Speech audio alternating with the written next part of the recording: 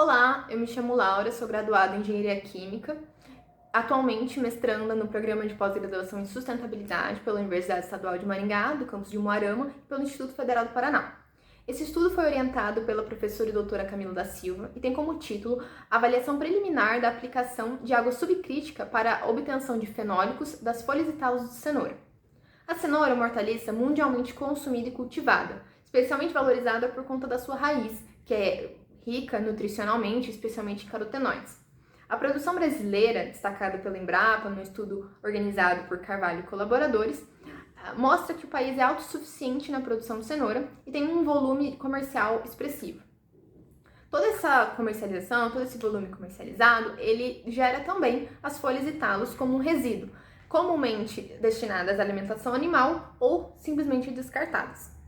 Porém, as folhas e talos, elas, além de serem comestíveis, os estudos na literatura apontam um perfil fitoquímico promissor, especialmente quando utilizadas como matriz vegetal para extrações.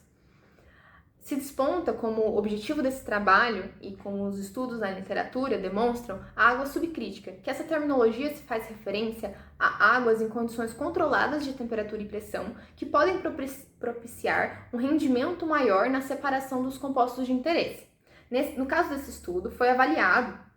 e comparado o teor de fenólicos totais das folhas e talos de cenoura utilizando a água em condições subcríticas como solvente da extração. Para esse estudo, as folhas e talos de cenoura foram separados, secos,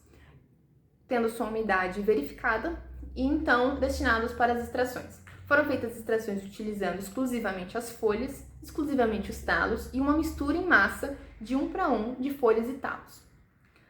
As extrações se sucederam de acordo com a metodologia descrita por Costa e colaboradores e adaptado, consistindo num sistema pressurizado a temperatura de 125 graus, a pressão de 10 megapascal, com uma vazão de 1 ml por minuto, um tempo de extração estática de 20 minutos e um tempo de coleta e de extração dinâmica de 30 minutos.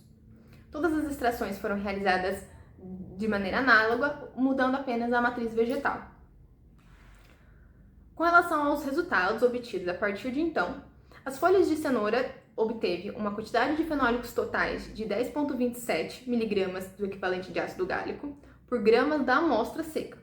enquanto a mistura de folhas de talos de cenoura de 1:1 teve um resultado de compostos fenólicos totais de 7,67 mg de equivalente de ácido gálico por grama, enquanto os talos obtiveram uma resposta do seu extrato contendo o teor de 2,80 mg de equivalente de ácido gálico por grama da amostra seca. Os resultados obtidos a partir das avaliações dos extratos de folhas e talos de cenoura demonstrou que os compostos avaliados por esse método, compostos fenólicos totais, estão mais presentes ou foram mais recuperados a partir das folhas do que a partir dos talos, sendo que a mistura dos dois obteve um resultado relativamente intermediário. Avaliando o teor de fenólicos totais das folhas, esse resultado é coerente com os descritos por outras metodologias na literatura.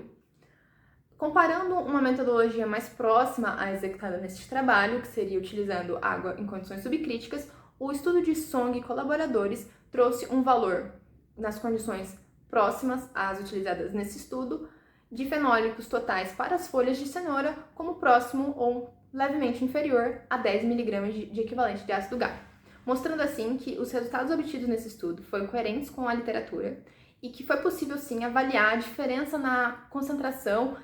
recuperada, separada dos compostos fenólicos totais, sendo nas folhas um maior teor do que em comparação com os talos da cenoura. Eu agradeço por verem esse vídeo e por se interessarem pelo estudo.